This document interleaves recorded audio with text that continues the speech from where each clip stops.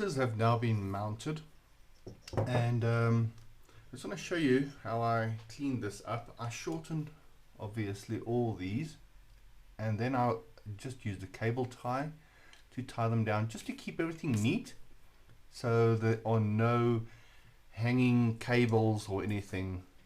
And everything is, you know, if you have loose cables hanging all over the place, it's going to flop around in the wind, and it might get snagged on something when you land, and I don't know, it's just, let's try to keep things neat.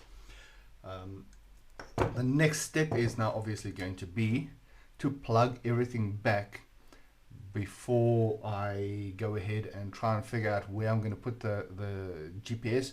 At this stage it looks like I am going to put the GPS here, but I first want to plug everything back and then cable tie all the wires back away from the flight controller. I don't want anything touching the flight controller, which is going to knock it and cause vibration, etc. So yeah, let's go ahead and plug everything back. Now, I did mark on my flight controller which cables came out from where. So I know black must be at the top, red in the middle, and the white, which is a signal, at the bottom. Even though the red is actually not even used on these, it just uses the ground and the signal wire. But that's just for reference purposes. I marked a TR, so I know that's top right, bottom left, top left, and bottom right. So yes, there you go. Quite simple method, and that's not true for all quadcopters. This one is just because that is the way I took them out, and the CX-20 is fairly simple. So the first one is going to be our top right. Now this is the only one which is actually going to be fairly tight. It just fits. Okay, then it's the bottom left one.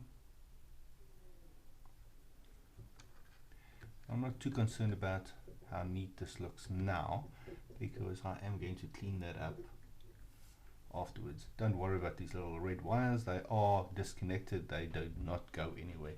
That is only if you are getting power from your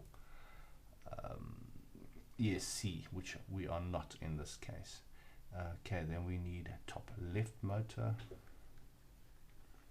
I didn't want to snip them off too short.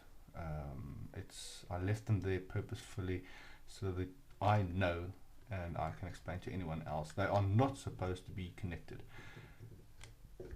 Alright, I probably could snip them off shorter, but I'll see. I'll see about that later. I'm not too concerned about that now. And then we need our bottom right.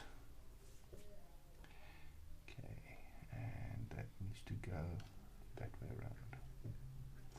Actually, I'm going to push this underneath here.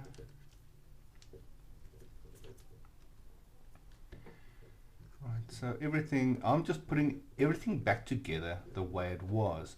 Obviously, when you take everything apart, take photos. I used photos as reference to keep track, and I used a permanent marker to mark the items that can be marked.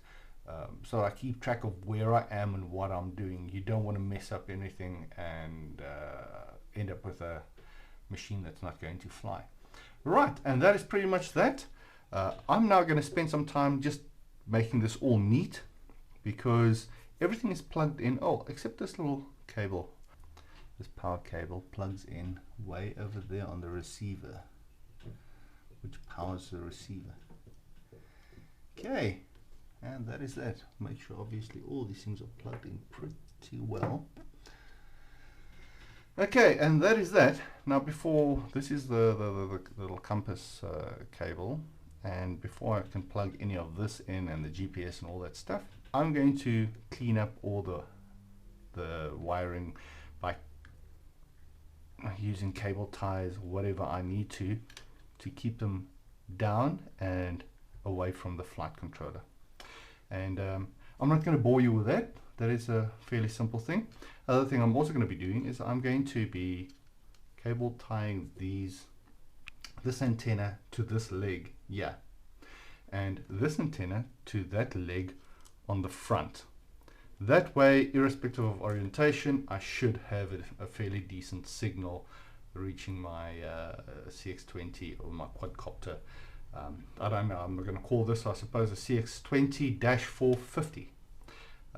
But anyway, I'll show you that as soon as I'm done with all the cleanup. And there you go. I've tied down all the loose cables with cable ties, and yes, I must say I'm pretty impressed. She looks pretty neat.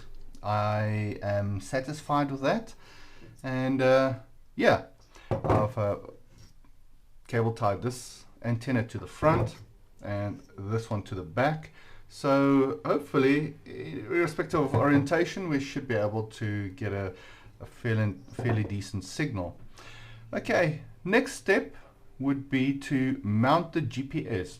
Now I have this little GPS mast here, and I'm quickly going to assemble this, and then we can see how we're going to mount it, which I feel that the best place to put it is there, so which is going to require holes, unfortunately, that I need to drill.